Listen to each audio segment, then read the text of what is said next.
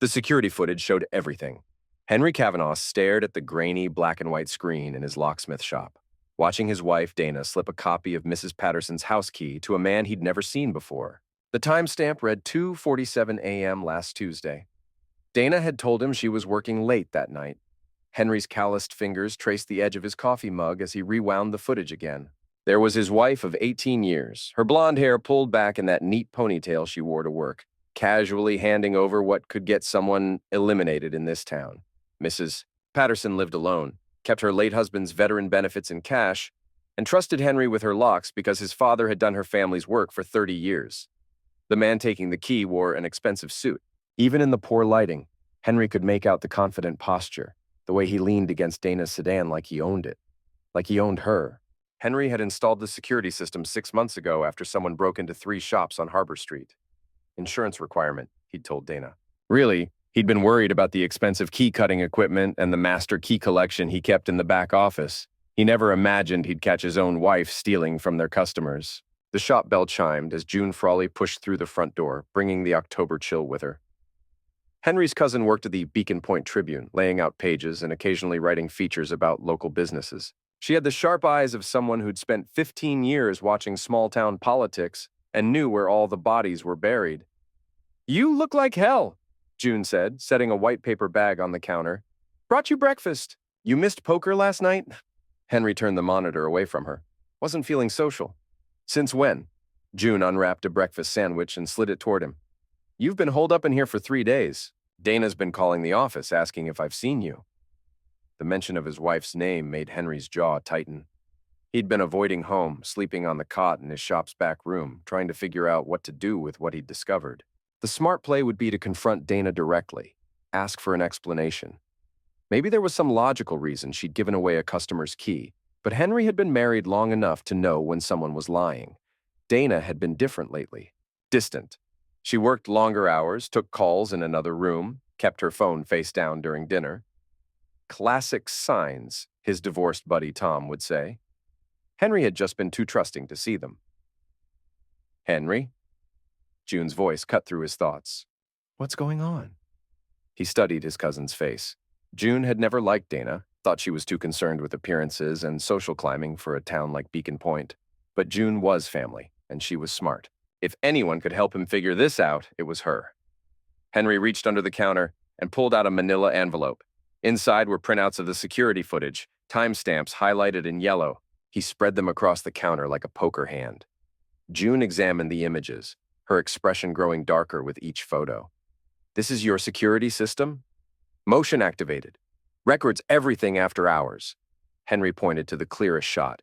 "That's Dana at 2:47 a.m. last Tuesday. She used her key to get in, went straight to the master key cabinet." "Who's the guy?" "That's what I need to find out." Henry pulled out another photo, this one showing the man's face in profile as he leaned into Dana's car window. "But first, I need to know what key she took." June set down the photos and looked at him directly. "Have you checked your inventory?" Henry had been dreading this part. He led June to the back office, where a large metal cabinet held hundreds of keys, organized by customer name and address.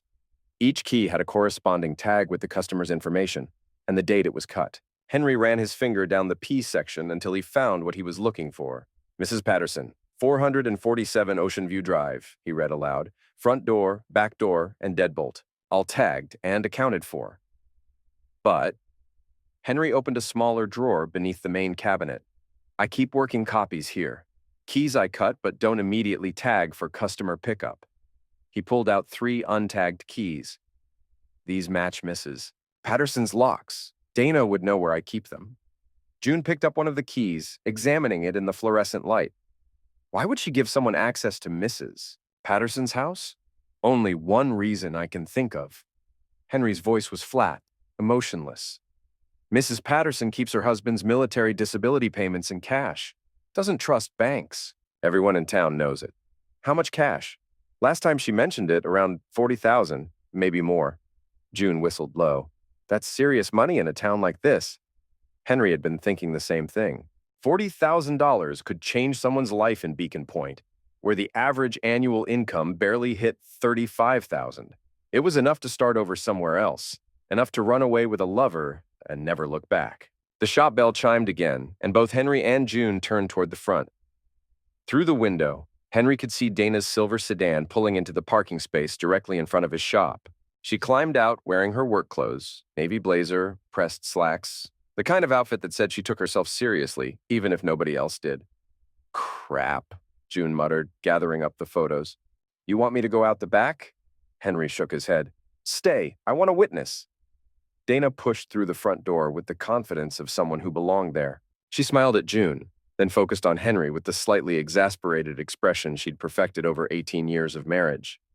There you are, Dana said. I've been trying to reach you for days. Your phone goes straight to voicemail. I've been busy. Busy hiding in your shop? Dana glanced around at the scattered key-cutting supplies and empty coffee cups. Henry, this is getting ridiculous. Owen's been asking where you are. The mention of their 17-year-old son hit Henry harder than he'd expected. Owen was a good kid, focused on his senior year and college applications. He didn't deserve to get caught in the middle of whatever his parents' marriage was becoming. Where have you been working late this week? Henry asked. The question seemed to catch Dana off guard. What do you mean? You said you were working late Tuesday night. I called the office around 9. Kim said everyone had gone home. Dana's composure slipped for just a moment, a flash of something that might have been panic crossing her face. Then she recovered, straightening her blazer and giving Henry the look she reserved for when she thought he was being unreasonable. I was showing a property to a client, the Marshfield place on Pine Ridge Road. You know how these evening showings work, Henry. People have jobs during the day. Henry nodded slowly. The Marshfield place had been empty for 6 months, ever since old Tom Marshfield died and his kids moved to Seattle. It was the kind of property that attracted serious buyers, 3 bedrooms, 2 acres, and mountain views. The kind of place someone might take a lover for privacy. Who was the client? I don't think that's any of your business. The words hung in the air between them, sharp and final. In 18 years of marriage, Dana had never told Henry that something wasn't his business. They'd had their disagreements, their cold stretches, but they'd always maintained the pretense of partnership. June cleared her throat. I should probably head back to the office. No, Henry said, not taking his eyes off Dana. Stay. Dana glanced at June, then back at Henry. What's this about? Henry reached under the counter and pulled out one of the security photos. He set it on the counter between them, the image clear despite the poor lighting. Dana handing a key to a man in an expensive suit. Dana stared at the photo for a long moment. When she looked up, her face had gone pale. That's not what it looks like, she said. What does it look like? I was helping a colleague. Nate needed to check on a property for a client. At 3 in the morning? The timing doesn't matter, Henry. It was work-related. June stepped forward, studying the photo more closely. This Nate, he works at your office. Dana nodded. Nate Risdale. He's one of our top agents. Henry had heard the name before. Dana had mentioned Nate in passing over the past few months, usually in the context of big sales or office politics, but she'd never mentioned giving him keys to customer properties, especially not at 3 in the morning. What property? Henry asked. What? You said Nate needed to check on a property. Which property? Dana hesitated again, and Henry knew she was calculating her next lie. The Morrison place on Harbor Street. There was a water leak. Henry pulled out his phone and scrolled through his contacts until he found Morrison's number. He hit call and put the phone on speaker. Morrison residence. Mr. Morrison, this is Henry Kavanaugh from Kavanaugh Locksmith. I'm calling about a water leak at your rental property on Harbor Street. Water leak? Morrison sounded confused. Henry, I don't have a rental property on Harbor Street. I live on Harbor Street. Henry met Dana's eyes. Sorry, Mr. Morrison. I must have gotten my wires crossed. He hung up and set the phone on the counter. The silence stretched between them until June spoke. Dana, that key in the photo, it's not for the Morrison place, is it? Dana looked like she was calculating whether to run or fight. Finally, she chose a third option, deflection. I don't have to stand here and be interrogated by you two. Henry, if you have something to say, say it. Otherwise, I'm going home. Mrs. Patterson, Henry said quietly. Dana froze. The key you gave to Nate Risdale, it opens Mrs. Patterson's house? For a moment, Dana looked like she might deny it. Then something in her expression shifted, hardened. The woman Henry had married, the one who used to laugh at his jokes and curl up against him during movies, disappeared entirely. So, what if it does? The admission hung in the air like smoke. June sucked in a sharp breath, but Henry felt strangely calm. After 3 days of uncertainty, of wondering if he was losing his mind, he finally had the truth. Why? He asked. Why do you think? Dana's voice carried a bitterness Henry had never heard before. Because I'm tired, Henry. I'm tired of living in this small town. Tired of watching pennies. Tired of being married to someone who's perfectly content to cut keys for the rest of his life. So you decided to rob an old woman? I decided to take control of my life. Mrs. Patterson has more money than she'll ever spend, sitting in a shoebox while the rest of us struggle to pay our bills. Henry stared at his wife, trying to reconcile this person with the woman who used to bring soup to sick neighbors, who had organized charity drives for the food bank. We don't struggle, Dana. We own our house. Owen's college fund is fully funded. We take vacations to the Oregon coast. Dana cut him off. We take vacations to the Oregon coast and stay in budget motels. Do you know what Nate's planning for Christmas? 2 weeks in Costa Rica. First class. The pieces were falling into place now. Henry could see the whole picture. His wife, dissatisfied with their middle-class life, seduced by a colleague who promised her something better. The late nights, the secretive phone calls, the gradual emotional distance. It hadn't just been an affair. It had been preparation for a new life. How long? Henry asked. How long what? How long have you been planning to leave? Dana's silence was answer enough. June spoke into the quiet. When were you going to tell Henry? After you cleaned out Mrs. Patterson's house? It wasn't supposed to happen like this, Dana said, but her voice lacked conviction. Nate said we could make it look like a random break-in. No one would suspect anything. Henry felt something cold settle in his chest. Not anger, exactly, but something harder and more dangerous. His wife hadn't just betrayed him. She'd planned to destroy an innocent old woman's life to fund her escape. Where is Nate now? Henry asked. I don't have to tell you anything else. Henry looked at the security photo again, memorizing the man's face. You're right. You don't. Dana seemed to realize she'd said too much. She grabbed her purse from the counter, her movements sharp and defensive. I'm going home. When you're ready to have an adult conversation about our marriage, you know where to find me. She walked toward the door, then paused with her hand on the handle. And Henry, you might want to think carefully about what you do with those photos. Nate has a lot of connections in this town, more than you do. The threat was clear, and it sparked something dangerous in Henry's chest, but he kept his voice level when he responded. I'll keep that in mind. After Dana left, June sat heavily in the chair beside Henry's desk. Jesus Christ, Henry, what are you going to do? Henry was quiet for a long moment, staring at the security photos spread across his counter. His wife of 18 years had just admitted to planning a robbery. She was sleeping with another man. She was ready to abandon their marriage and their son for a chance at what she perceived as a better life. The smart thing would be to call the police, turn over the evidence, let the justice system handle it. But Henry had lived in Beacon Point long enough to know how these things worked. Dana was right about Nate having connections. Real estate agents in small towns cultivated relationships with everyone who mattered. City councilmen, bank presidents, the police chief. A locksmith's word against a successful businessman's wouldn't carry much weight. Besides, calling the police wouldn't fix what was broken. It wouldn't repair his marriage or protect his son from the fallout. It would just create a mess that would hurt everyone involved. Henry. June was watching him with concern. You're scaring me a little. Henry gathered up the photos and slipped them back into the manila envelope. I need you to do me a favor. What kind of favor? The kind that doesn't get discussed at family dinners. June studied his face for a long moment. What do you need? Henry pulled out a piece of paper and wrote down Dana's phone number, email address, and social media passwords. He'd helped her set up most of her accounts over the years, using the same password variations she always used.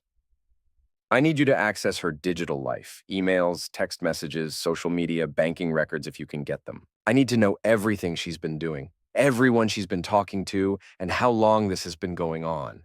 June took the paper, folding it carefully. This is probably illegal. So is armed robbery. Fair point. June stood up, slipping the paper into her jacket pocket.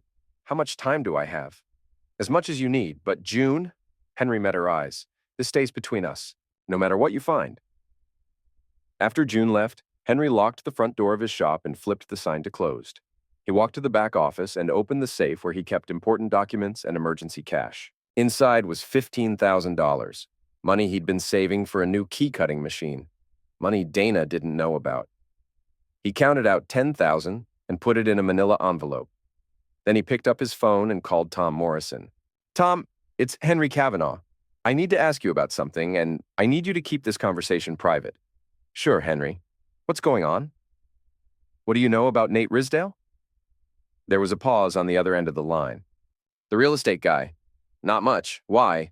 I have reason to believe he's been involved in some questionable business practices. I'm wondering if you've heard any rumors. Tom was quiet for a moment. Well, there was something. My neighbor Sally mentioned that Nate had shown her house 3 times in the past month, but she never listed it for sale. Said he claimed to have buyers interested in the neighborhood, but nothing ever came of it. Henry felt a chill run down his spine. Has anyone else mentioned similar experiences? Now that you mention it, yeah. Bob Stevens said the same thing happened to him. Nate came by claiming he had a client interested in Bob's property, asked to look around inside, take some photos. Bob thought it was weird, but didn't want to be rude. Henry thanked Tom and hung up. The pattern was becoming clear. Nate wasn't just sleeping with Dana. He was using his position as a real estate agent to case houses, identifying targets for robbery. Mrs. Patterson was probably just one of several potential sufferers. Henry spent the rest of the afternoon making phone calls, reaching out to people he'd known for years, asking casual questions about Nate Risdale. By evening, he had a clear picture of the man who was sleeping with his wife. Nate was 45, divorced, no children. He'd moved to Beacon Point 3 years ago from Portland, claiming he wanted a quieter lifestyle. He drove a BMW, lived in a rented condo on the expensive side of town, and had a reputation for closing deals that other agents couldn't. He also had a history. A few discreet calls to contacts in Portland revealed that Nate had left his previous job under suspicious circumstances. Something about client funds going missing, though nothing was ever proven. Henry was beginning to understand what he was dealing with. Nate wasn't just an opportunistic adulterer. He was a hunter who had targeted Dana as a way to gain access to potential robbery sufferers. Dana, flattered by the attention and seduced by promises of a better life, had become his accomplice. The realization made Henry's decision easier. That evening, he drove home for the first time in 3 days. The house looked the same. Modest 2-story colonial with blue shutters and a small front garden.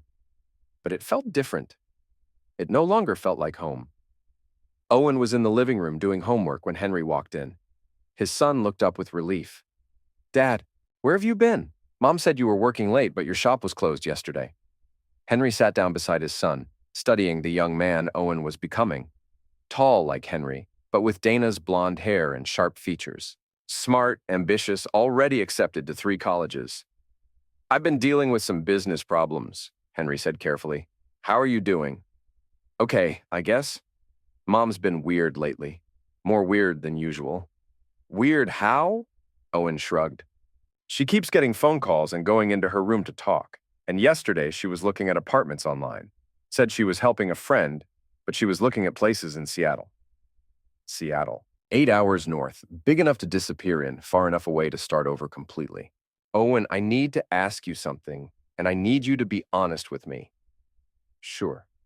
If things between your mother and me don't work out, if we end up getting divorced, what would you want to happen?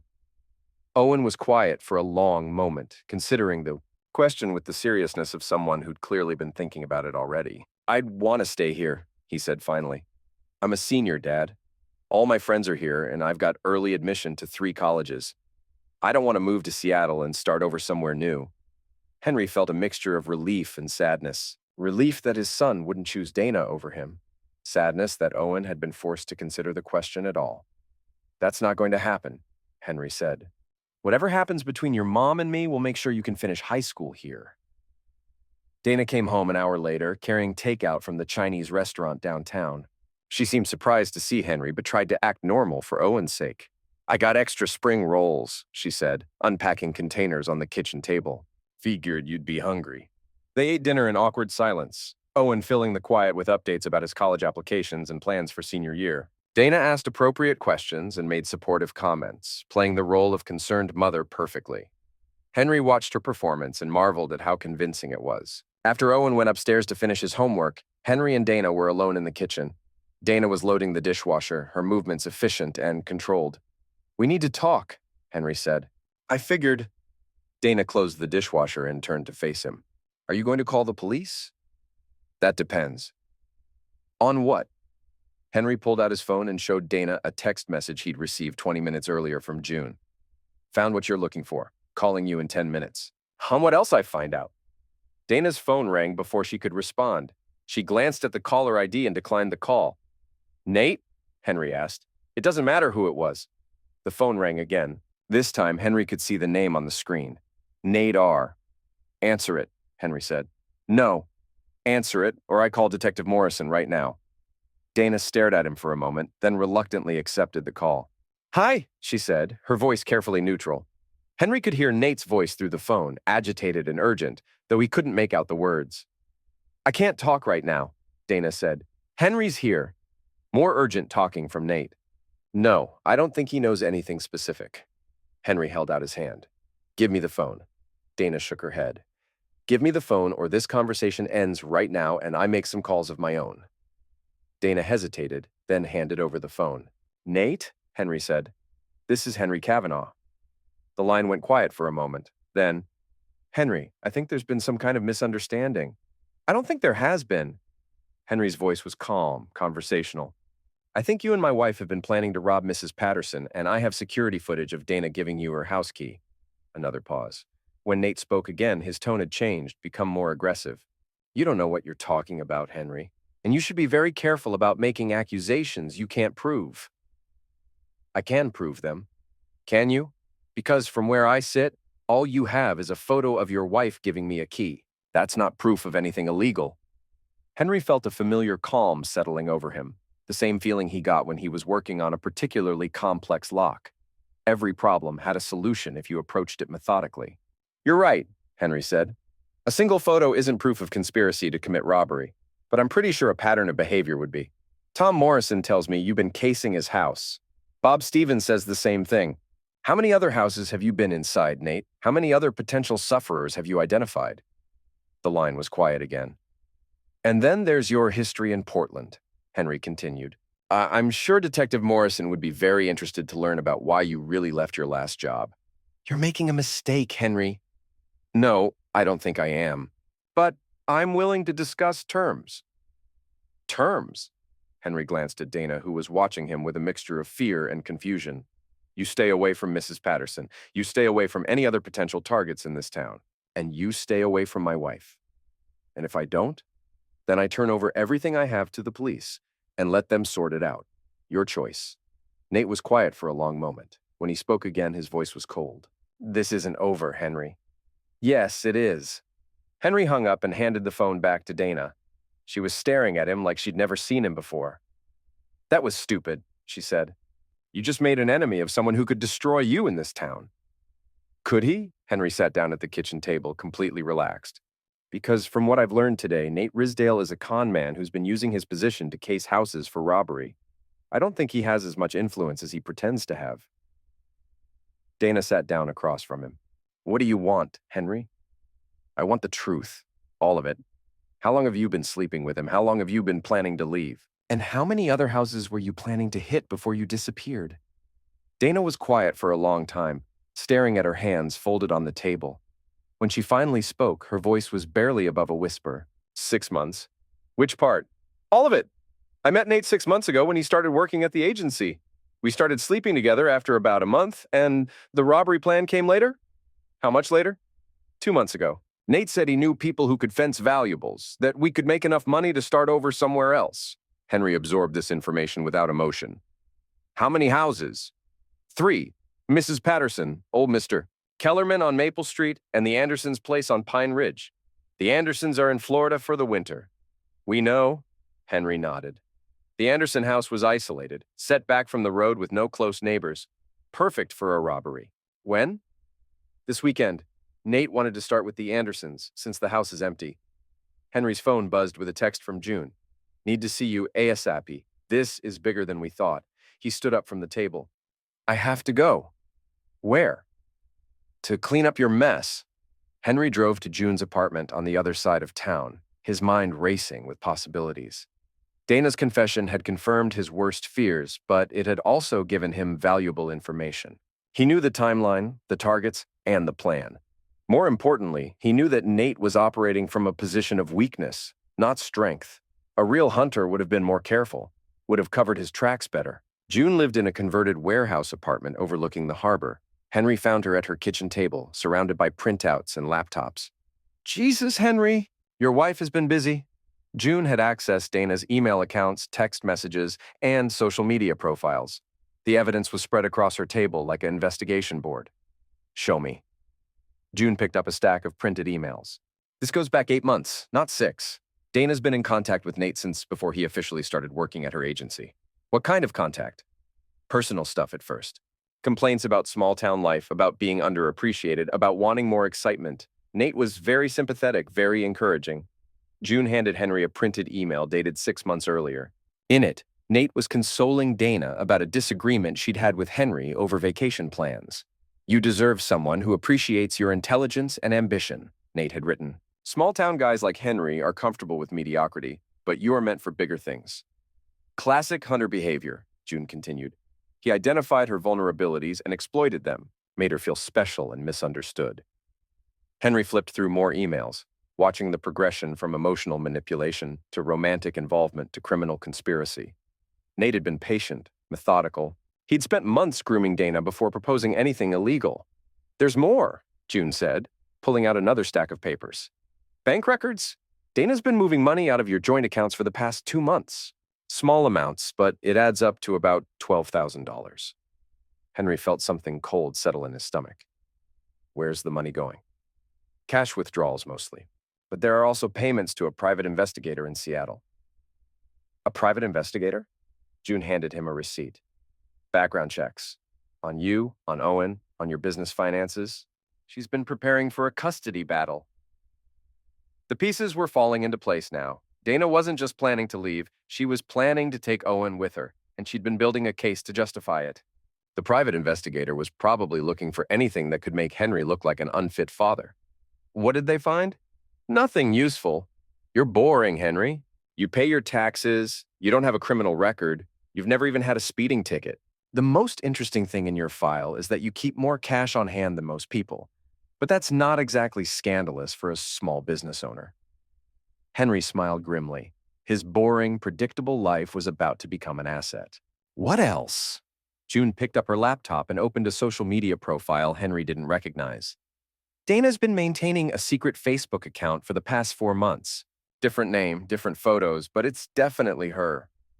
The profile showed a woman named Dana Richards living in Seattle, working in real estate, recently divorced. The photos were carefully cropped versions of pictures Henry recognized, edited to remove any trace of him or Owen. She's been building a new identity, June said. Look at this. She scrolled down to show posts about apartment hunting in Seattle, job interviews, even photos of a BMW that Henry was pretty sure belonged to Nate. She's been living a double life online, preparing for the transition. There are even posts about being excited to start fresh after an abusive marriage. Henry stared at the screen. Abusive marriage?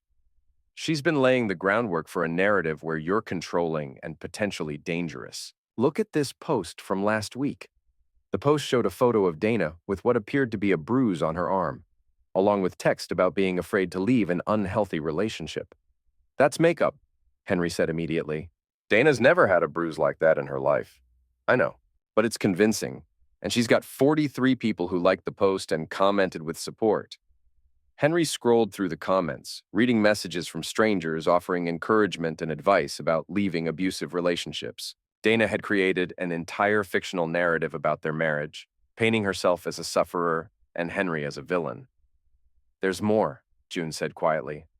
Text messages between Dana and Nate about what to do if you became suspicious. They discussed making it look like you were unstable, possibly dangerous. There's even a conversation about planting evidence in your shop to make it look like you were the one planning illegal activities.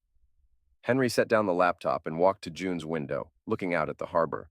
The fishing boats were coming in for the evening, their lights reflecting off the dark water. This was his town, his life. Dana and Nate had planned to destroy it all to cover their escape. Henry? June's voice was concerned. What are you thinking? Henry turned back to his cousin. I'm thinking that Dana and Nate made a serious miscalculation. What do you mean? They assumed I was weak. They assumed I'd be too shocked and hurt to fight back effectively. Henry smiled, and June was surprised by how cold it looked. They were wrong. Over the next hour, Henry and June developed a plan. It was methodical, careful, and completely legal. Most importantly, it would give Dana and Nate exactly what they deserved. The first step was protecting Owen. Henry called his son and asked him to spend the weekend at his friend Jake's house. "Is everything okay, Dad?" "Everything's fine. I just need to handle some business with your mother, and I'd rather you not be around for it." Owen was smart enough not to push for details. "Okay, Jake's parents are cool with it." The second step was securing evidence. June helped Henry copy all of Dana's digital communications to encrypted drives, creating multiple backups. They also documented the fake Facebook profile and the staged photos of alleged misuse. The third step was financial protection. Henry called his lawyer, a fishing buddy named Pete Hawkins, and arranged an emergency meeting for Saturday morning. "I need to protect my assets," Henry explained. "My wife is planning to leave me and take as much money as she can." Pete was a good lawyer and a better friend. He didn't ask unnecessary questions. "I can file papers Monday morning to freeze your joint accounts and require court approval for any large withdrawals. Do you have evidence of financial misconduct?" Henry handed over copies of the bank records, showing Dana's systematic withdrawal of funds. "This should be enough," Pete said. "What else do you need?" "A private investigator, someone who can dig deeper into Nate Risdale's background and document his activities in town." Pete nodded. "I know someone. Discreet, thorough, expensive. Money's not an issue." The fourth step was the most delicate, setting a trap. Henry returned home Saturday evening to find Dana packing a suitcase in their bedroom. She looked up when he entered, her expression defiant. "I'm going to Seattle for a few days," she said. "I need some space to think." "About what?" "About our marriage. About what I want to do with the rest of my life." Henry sat down on the bed beside the suitcase. "Dana, I know about the robberies." Dana froze, a sweater half folded in her hands. "I know about Mrs. Patterson, about the Kellermans, about the Andersons' place. I know about the private investigator in Seattle and the fake Facebook profile. I know about everything." Dana's face went pale, but she tried to maintain her composure. "I don't know what you're talking about." Henry pulled out his phone and showed her screenshots of her text messages with Nate. "This is from Thursday." "Henry's getting suspicious. We might need to move up the timeline." "This is from yesterday. The Anderson place is perfect. No neighbors, alarm system is basic." Dana sank onto the bed beside him. "How did you get those?" "It doesn't matter how. What matters is what happens next. What do you want?" Henry stood up and walked to their bedroom window.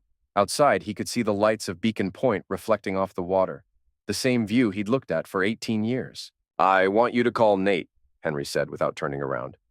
"Tell him the plan is off. Tell him you've changed your mind about everything." "And if I don't?" Henry turned to face his wife. "Then Monday morning, Detective Morrison gets copies of everything. Your text messages, bank records, the staged photos, all of it. Plus whatever else my private investigator finds over the weekend." Dana's eyes widened. You hired a private investigator?" "Among other things." Henry walked back to the bed and sat down. "Dana, you have two choices. You can end this now, clean, and we can figure out how to divorce like adults. Or you can keep playing games, and I'll make sure everyone in town knows exactly who you really are." "You're bluffing." Henry pulled out his phone and showed her a contact entry. "Detective Ray Morrison, personal. Ray's been a customer for 12 years, his wife and kids too. You want to test whether I'm bluffing?"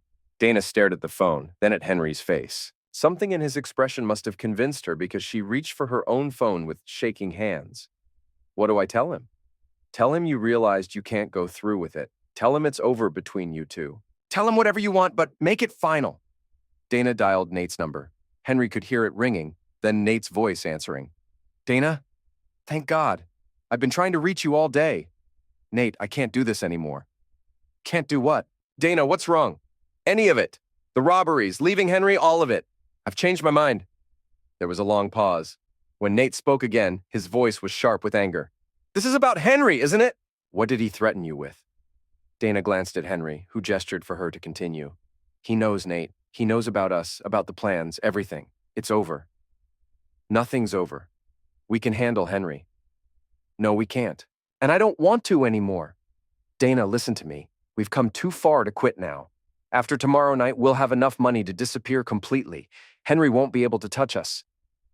Henry held out his hand for the phone. Dana hesitated, then gave it to him. "Hello, Nate." "Henry?" Nate's voice was cold but controlled. "I think you and I need to have a conversation." "I think we do." Harbor Street Marina, Dock 7. 1 hour. Fine. But Henry? If you're thinking about involving the police, you should know that I have insurance of my own. The line went dead. Henry handed the phone back to Dana. What kind of insurance? He asked. Dana was pale, her hands shaking. Photos of us together. Nate said if anything went wrong, he'd show them to everyone in town, make it look like I seduced him, that it was all my idea. Henry felt the last piece of sympathy he had for his wife evaporate. Dana hadn't been a sufferer of Nate's manipulation. She'd been a willing partner who was now trying to save herself. Pack your things, Henry said quietly. All of them. I want you out of this house tonight. Where am I supposed to go? That's not my problem anymore. An hour later, Henry stood at the end of Dock 7, watching Nate Risdale walk toward him through the fog. The marina was quiet except for the sound of water lapping against the boats and the distant cry of seagulls. Nate was dressed in his usual expensive clothes, wool coat, leather shoes, the kind of outfit that said he took himself very seriously. He approached Henry with the confident stride of someone used to intimidating people. Henry? Nate stopped about 10 feet away. I think there's been a misunderstanding. No misunderstanding. You seduced my wife, convinced her to help you rob innocent people, and planned to frame me as an abusive husband to cover your escape. Nate smiled, the expression cold and carnivory. That's an interesting theory. Too bad you can't prove any of it. Henry pulled out his phone and played a recording of Dana's phone call from an hour earlier. Nate's voice was clear through the speaker. After tomorrow night, we'll have enough money to disappear completely. Circumstantial, Nate said, but his confidence had slipped slightly.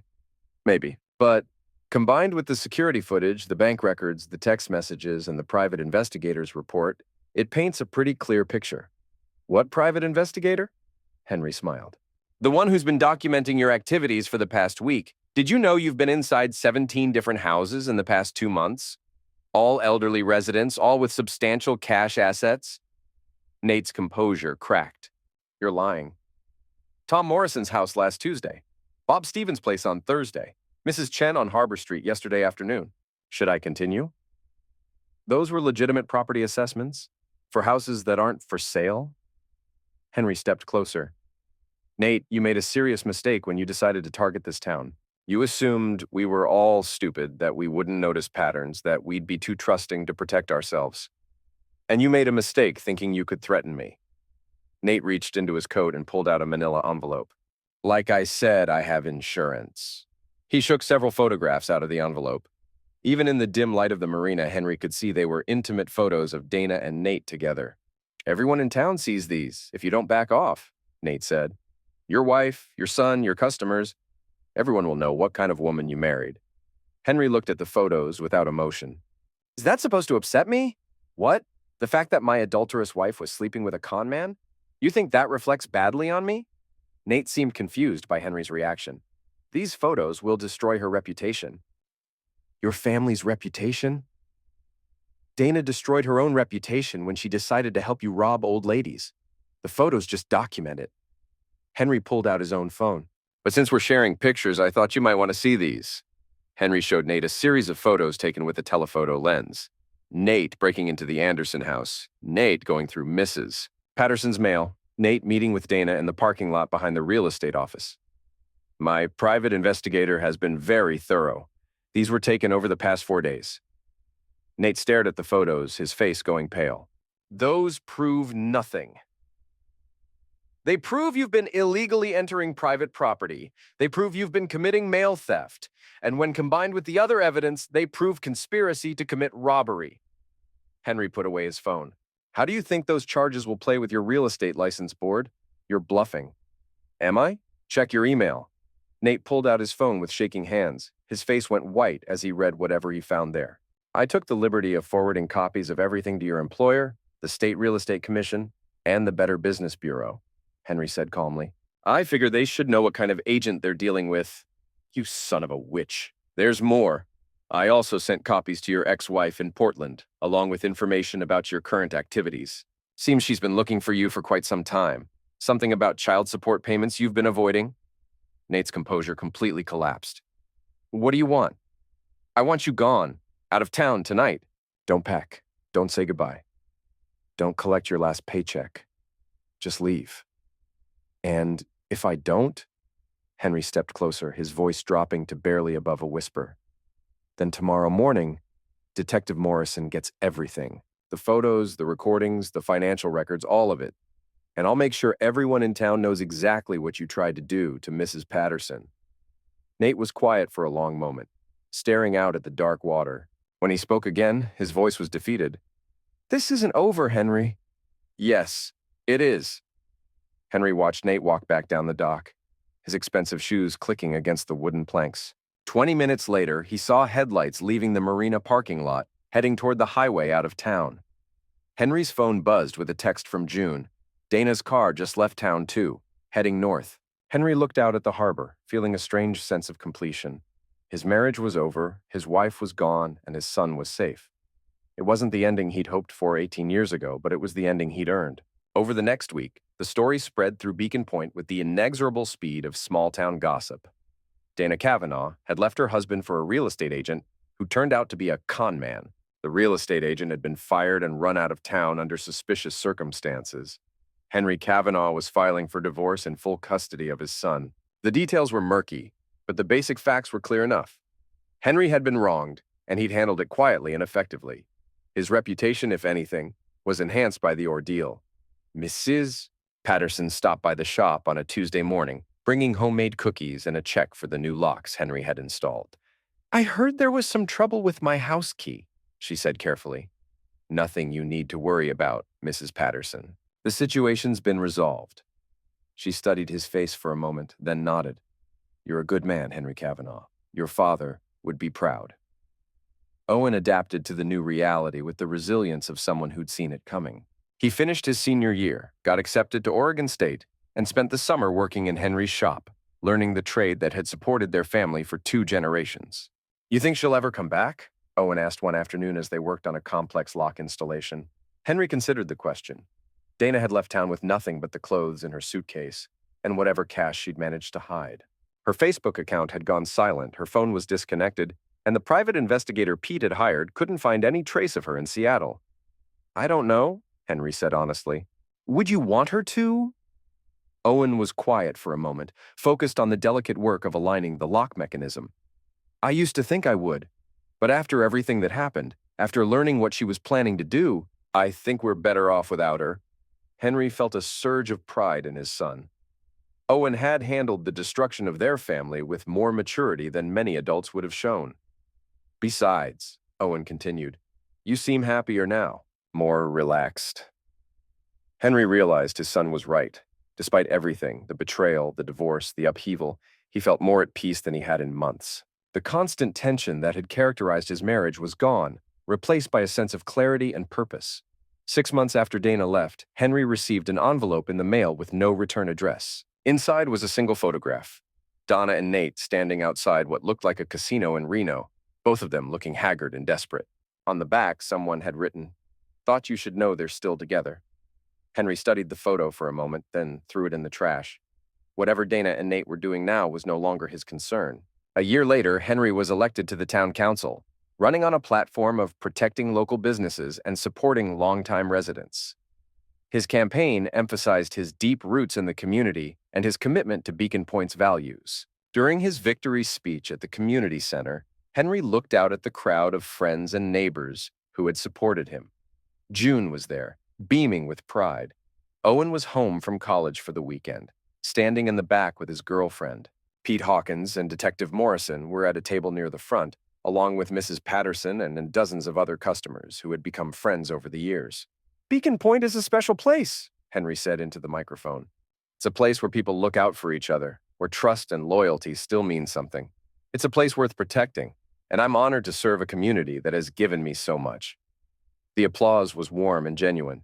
These were people who knew Henry's story, who understood what he'd been through and how he'd handled it.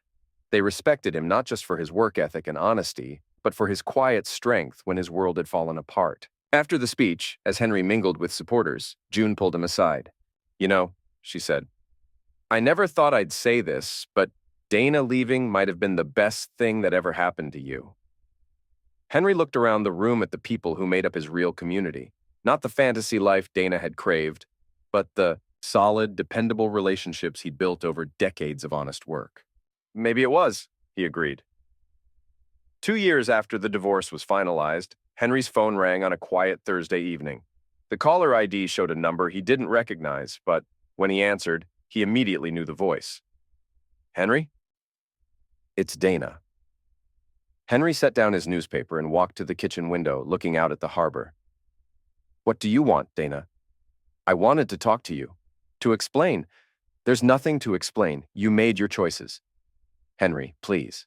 I know I hurt you. I know I made terrible mistakes, but I've learned from them. I've changed. Where are you calling from? There was a pause. Las Vegas. Henry, things didn't work out the way Nate and I planned. We lost everything, and then he left me. I've been working as a waitress, trying to save money to come home. Home? To Beacon Point? To you and Owen? Henry almost laughed.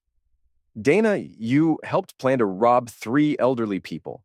You staged photos to make me look abusive. You stole money from our accounts and tried to take our son away from everything he knew. What makes you think there's any way back from that? Because I'm your wife. Because we have a history, a family. Because Owen needs his mother. Owen's doing fine without his mother. He's a junior at Oregon State, studying engineering. He has a girlfriend he's serious about, good grades, a bright future. He doesn't need you disrupting his life. Henry, I'm begging you. I have nowhere else to go. Henry felt nothing for the desperation in Dana's voice. No pity, no residual love, no desire to rescue her one more time. That's not my problem anymore. Please, just let me come home. Let me try to make things right. There is no home for you here, Dana. I sold the house 6 months ago. Owen and I live in a condo now, and you're not welcome there. You sold our house? I sold my house. You gave up any claim to it when you abandoned it. Dana was quiet for a long moment. When she spoke again, her voice had turned cold, calculating, the same tone she'd used during their final confrontation 2 years earlier. Fine. But I want to see my son. I have legal rights. You gave up your parental rights when you disappeared without a forwarding address. The court declared you an abandoning parent 18 months ago. That's not legal. I can fight it. With what money? With what lawyer? Face reality, Dana. You're broke, alone, and living in Las Vegas, working as a waitress. You think any family court judge is going to award you custody of a college student who hasn't spoken to you in 2 years? The line was quiet except for the sound of Dana breathing. I could come back anyway, she said finally. Show up at Owen's college. Demand to see him. Henry felt the familiar calm settle over him, the same feeling he'd experienced when planning Dana and Nate's destruction. You could try, but Dana? If you show up anywhere near Owen, if you contact him, if you so much as set foot in Beacon Point, I'll make sure everyone knows where you've been and what you've been doing, including your new employer in Las Vegas. You're threatening me? I'm informing you. Stay away from my family. Henry hung up and deleted the number from his phone. 10 minutes later, he called Owen at college. Hey, Dad. What's up? Your mother called. Owen was quiet for a moment. What did she want? To come back. I told her no. Good. I don't want to see her, Dad. Not after everything she did. Henry felt a surge of relief. I wanted to make sure you knew she might try to contact you directly. If she does, I'll hang up. This is my life now, and she's not part of it. After hanging up with Owen, Henry poured himself a whiskey and sat on his condo's small balcony, looking out at the lights of Beacon Point. Tomorrow was Friday, which meant poker night with Tom Morrison and the other guys. Saturday, he was taking his new girlfriend Sarah to dinner at the seafood place overlooking the harbor. Sunday, Owen was coming home for the weekend with his girlfriend to do laundry and eat home-cooked meals. It was a quiet life, predictable and stable, exactly the kind of life Dana had found so suffocating. But it was his life, built on relationships he valued with people he respected. Dana had thrown it all away for the promise of something more exciting, more glamorous, more worthy of her imagined specialness. Henry raised his glass in a silent toast to his ex-wife, wherever she was. She'd taught him something valuable about the difference between what people said they wanted and what actually made them happy. She'd also taught him about his own strength, his ability to protect what mattered to him when it was threatened. 3 years later, Henry married Sarah Mitchell, a nurse at the local hospital who understood the value of steady work and genuine community. Owen served as best man, and June organized the reception at the community center. It was a small ceremony, attended by people who actually knew and cared about Henry. rather than acquaintances trying to make an impression. During their honeymoon in Portland, Henry and Sarah were having dinner at a restaurant overlooking the Willamette River when Sarah suddenly grabbed his arm. "Henry, don't look now, but I think that's Dana at the bar." Henry turned slightly and saw a woman who might have been his ex-wife. She was thinner than he remembered, her blonde hair darker and shorter, her clothes cheaper and less carefully maintained. She was sitting alone at the bar, nursing a drink and staring at her phone. "Should we go?" Sarah asked. Henry considered the question. 2 years ago, seeing Dana would have stirred up anger, resentment, maybe even pity. Now he felt nothing except mild curiosity about how she'd ended up in Portland. "No," he said, turning back to Sarah. "She's not our problem." They finished their dinner and left the restaurant without speaking to Dana. As they walked to their hotel, Henry felt Sarah squeeze his hand. "Are you okay?" Henry looked back at the restaurant, then at his new wife. Smart, kind, honest, everything Dana had pretended to be. "I'm perfect." 5 years after Dana left Beacon Point, Henry received a certified letter from a law firm in Portland. Dana had died in a car accident, and since they were never officially divorced due to her disappearance, Henry was listed as her next of kin. The letter informed him that Dana had left behind debts totaling $37,000 and no assets except a 2015 Honda Civic with a broken transmission. The law firm was asking if Henry wanted to claim responsibility for her debts or let the state handle the disposition of her affairs. Henry threw the letter in the trash without responding. A week later, Owen called with news that he was engaged to his college girlfriend. They were planning a summer wedding in Beacon Point, and Owen wanted Henry to help him pick out rings. "I want something simple," Owen said as they browsed the jewelry store. "Nothing flashy or expensive, just something real." Henry smiled, thinking about the difference between his son's approach to marriage and his own first attempt. Owen had learned from watching his parents' relationship implode that love required more than passion or excitement. It required compatibility, trust, and shared values. "Smart choice," Henry said, admiring the simple gold band Owen had selected. "Your girlfriend's lucky to have someone who understands what matters." Owen's wedding was everything Henry's second wedding had been. Small, meaningful, focused on the people who actually mattered to the couple. Henry gave a toast that mentioned the importance of building a life together rather than just sharing a fantasy. And several guests commented afterward that it was the most honest wedding speech they'd ever heard. After the reception, as Henry and Sarah cleaned up the community center, June approached with a knowing smile. "You know," she said, "I was thinking about Dana today, about how she always said she wanted a more exciting life." "What about it?" "I was wondering if she ever realized that excitement isn't the same thing as happiness." Henry looked around the community center at the remnants of his son's wedding. Celebration, wilted flowers, empty champagne glasses, chairs that needed to be stacked and returned. It wasn't glamorous or sophisticated, but it represented something real. Family, community, the kind of lasting relationships that survive disappointment and conflict. "I don't think she ever figured that out," Henry said, "but that's not our problem anymore." 10 years after Dana left, Henry was sitting in his locksmith shop on a quiet Tuesday morning when a young woman walked in. She was probably in her early 20s, with Dana's blonde hair and sharp features, but something about her posture reminded him of Owen. "Are you Henry Kavanaugh?" she asked. "I am. What can I help you with?" "My name is Rebecca Risdale. I think you knew my father." Henry felt a chill run down his spine. "Nate Risdale?" "Yes. He died last year, and I've been going through his things. I found some papers with your name on them, and I wanted to ask you about them." Henry gestured to the chair beside his counter. "What kind of papers?" Rebecca opened a manila envelope and pulled out photocopies of documents Henry recognized. Bank records, surveillance photos, notes about potential robbery targets in Beacon Point. "My father wasn't a good man," Rebecca said quietly. "I knew that growing up, but I didn't realize how bad until I found these. I think he was planning to rob people in your town." "Why are you bringing this to me?" "Because your name is all over his notes. He seemed obsessed with you, with destroying your reputation and your business. I wanted you to know that I'm not like him, and I wanted to apologize for whatever he tried to do to you."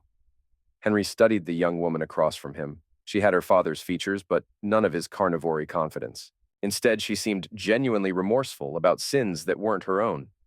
"What happened to him?" "Heart attack. He was living in Reno, working construction under a false name. The police said he'd been arrested several times for theft and fraud, but he always managed to avoid serious jail time. And you? I'm a social worker in Sacramento. I went to college on student loans and worked my way through school. I've been trying to make up for the damage he did to people. Rebecca hesitated. There was a woman with him when he died. Dana something. The police said she disappeared after the funeral. Henry felt a strange sense of closure. Dana and Nate had found each other again in their shared failure, and they'd stayed together until the end. It was oddly fitting. I appreciate you coming here, Henry told Rebecca, but you don't owe me an apology for your father's actions. Maybe not, but I needed to say it anyway. After Rebecca left, Henry sat in his shop thinking about the strange circular nature of justice. Nate Risdale had died broke and alone, using a false name because his real one was worthless. Dana had died broke and alone, abandoned by the man she'd destroyed her family for. Meanwhile, Henry had a successful business, a strong marriage, a son he was proud of, and the respect of his community. He'd won not through revenge or manipulation, but simply by refusing to let other people's bad choices destroy his own values. That evening, Henry told Sarah about Rebecca's visit over dinner. Do you think Dana was happy? Sarah asked. At the end, I mean. Henry considered the question. I think Dana was never capable of being happy. She always thought happiness was something that happened to you rather than something you created for yourself. That's sad. Maybe, but it was her choice. 15 years after Dana left Beacon Point, Henry retired and turned the locksmith business over to Owen, who had returned to town after college and built it into the most successful security company on the coast. Henry spent his retirement traveling with Sarah, volunteering at the community center, and teaching his grandson how to fish. One afternoon, while cleaning out the shop's old files, Owen found the manila envelope containing the original security photos of Dana and Nate. Dad! Owen called from the back office. Should I throw these away? Henry looked at the photos one last time. Dana handing over Mrs. Patterson's key. Nate leaning into her car window, both of them planning to destroy innocent people's lives for their own benefit. Yeah, Henry said.